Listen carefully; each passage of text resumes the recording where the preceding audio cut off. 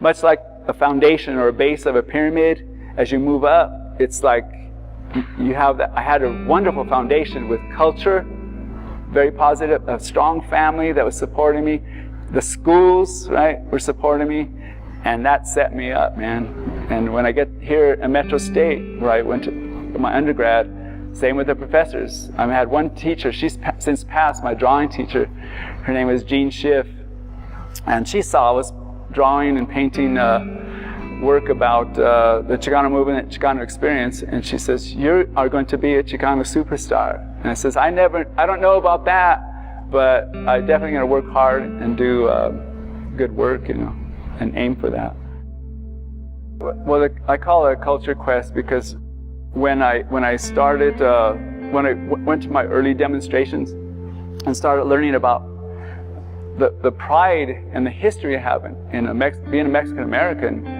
See, my family my parents were put down, racism. They told me horror stories of Mexican American experience with, and so growing up, they didn't want to teach us Spanish because they thought the language is what's going to what was part of it, but it's more than that. It's skin color and just basic hate really comes down to it.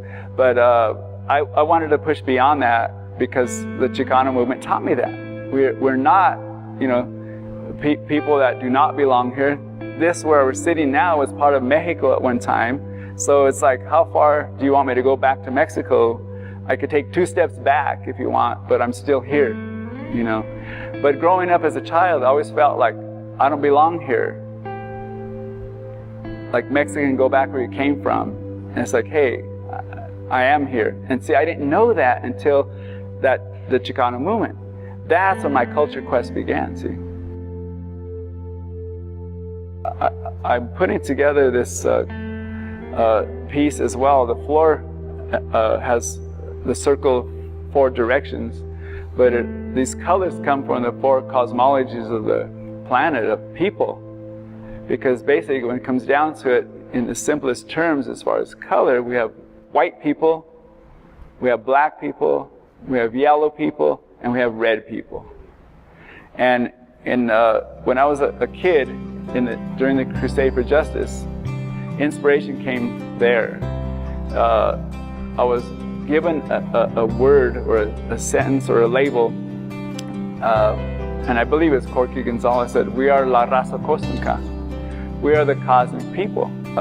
That's kind of thinking globally, and you come up with that concept, then we all really belong to everybody, right? We're all, you think about it. And some,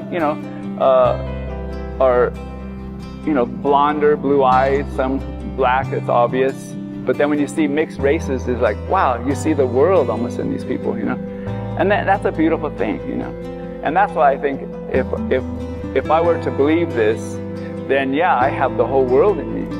But you think about it, we all do, We're all human beings. If we cut, right, we all bleed the same. It's the same colored blood, And to me, that's what we should think about on this planet. And we'd have hopefully less hate and, I guess as a hippie, I grew up, love, peace, and happiness,